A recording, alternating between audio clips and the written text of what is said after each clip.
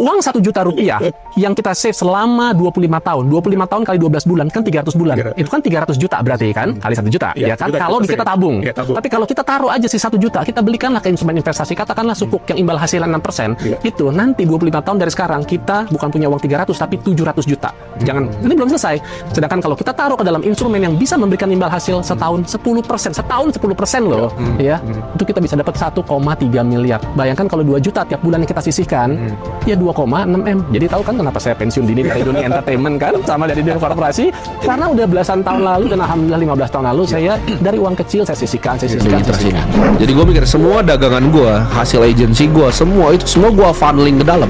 Ya, bahkan ternak uang sebelum zaman venture capital semuanya uang itu gue funneling ke dalam. Gue belikan saham, gue belikan perusahaan-perusahaan. Hal menarik tadi itu semua dibahas di matematika ekonomi.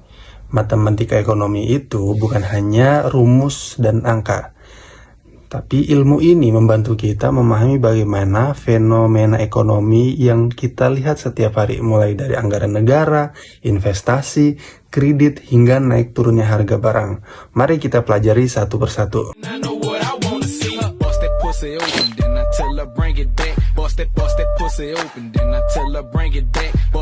Secara pengertian, matematika ekonomi adalah penggunaan metode matematika untuk memecahkan masalah ekonomi.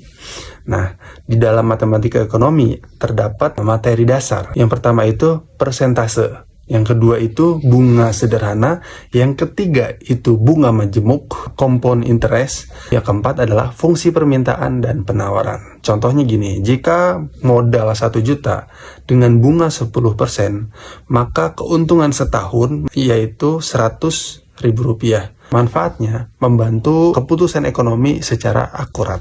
Pengertian persentase adalah cara menyatakan suatu nilai dalam bentuk per 100. Jadi persentase ini digunakan untuk membandingkan, menghitung keuntungan, diskon, pajak maupun pertumbuhan ekonomi. Rumus persentase itu mudah. Persentase sama dengan bagian dibagi total kali 100%. Contoh, sebuah kelas terdiri dari 40 mahasiswa dan 30 mahasiswa lulus ujian. Persentase kelulusannya adalah 30 bagi 40 dikali 100% sama dengan 75%. Artinya 75% mahasiswa berhasil lulus ujian. Gitu ya. Matematika ekonomi ini dalam penerapan ekonomi yaitu menghitung inflasi, menghitung keuntungan usaha, menghitung pertumbuhan ekonomi, menghitung tingkat pengangguran. Pengertian bunga sederhana adalah bunga yang dihitung hanya dari modal awal. Besarnya bunga setiap periode selalu tetap. Rumusnya begini, bunga sama dengan modal kali suku bunga dikali waktu. Contoh, Andi menabung sebesar 2 juta rupiah dengan bunga 10% per tahun selama 2 tahun. Jadi bunga sama dengan 2 juta dikali 10% dikali 2. Sama dengan hasilnya adalah 400.000. Jadi jumlah uang yang diterima oleh Andi adalah 2 juta ditambah 400 sama dengan 2.400.000. Kesimpulannya, pada bunga sederhana, bunga tidak bertambah dari bunga sebelumnya, melainkan selalu dihitung dari modal awal. Oke, yang sekarang adalah bunga majemuk atau compound interest. Pengertiannya, bunga yang dihitung dari modal awal ditambah dengan bunga yang telah diperoleh dari sebelumnya. Karena itu jumlah uang akan bertambah lebih cepat dibandingkan bunga sederhana.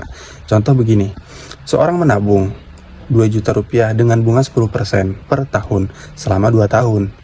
Tahun pertama saldo 2 juta rupiah plus bunga 10% yaitu 200.000 menjadi 2.200.000. Di tahun kedua bunga dihitung dari 2.200.000. Jadi 2.200.000 bunganya adalah 220. Total akhir uang sebesar 2.420.000. Jadi kalau bunganya tidak kompon, tidak majemuk, tidak berbunga, bunganya tidak berbunga, hasilnya kan tetap 2.400.000 ya. Artinya kesimpulan semakin lama uang disimpan, maka semakin besar hasilnya. Karena bunga ikut menghasilkan bunga. Selanjutnya fungsi permintaan dan penawaran. Fungsi permintaan dulu ya. Fungsi permintaan menunjukkan hubungan antara harga barang dengan jumlah barang yang ingin dibeli konsumen. Hukum permintaan, semakin tinggi harga, maka semakin sedikit barang yang diminta. Sebaliknya, semakin rendah harga, maka semakin banyak barang yang diminta. Contoh, harga mie instan itu 3.000, dibeli 100 bungkus. Kalau harganya 4.000, maka dibeli 70 bungkus. Artinya ketika harganya naik, jumlah permintaannya menurun. Kemudian fungsi penawaran. Fungsi penawaran menunjukkan hubungan antara harga barang dengan jumlah barang yang ingin dijual produsen. Hukum penawaran adalah semakin tingginya harga, semakin banyak barang yang ditawarkan. Sebaliknya, semakin rendahnya harga, maka semakin sedikit barang yang dijual. Contoh, petani cabai harganya 20.000 per kilo, menjual 500 kg.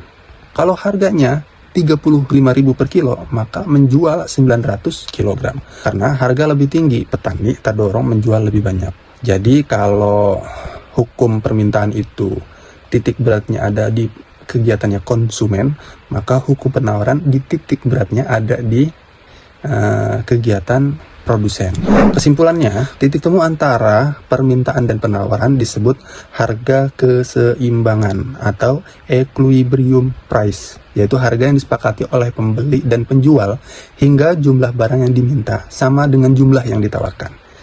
Kamu bisa pelajari ini semua lebih lengkap di buku Principle Economic dari Gregory Mankiw atau Fundamental Method of Mathematical Economics dari Alpha Chiang, dan banyak lagi referensi lainnya. Gimana?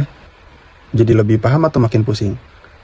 Coba kamu kasih contoh deh, buktiin kalau kamu itu paham. Ya, sederhana sebetulnya kan?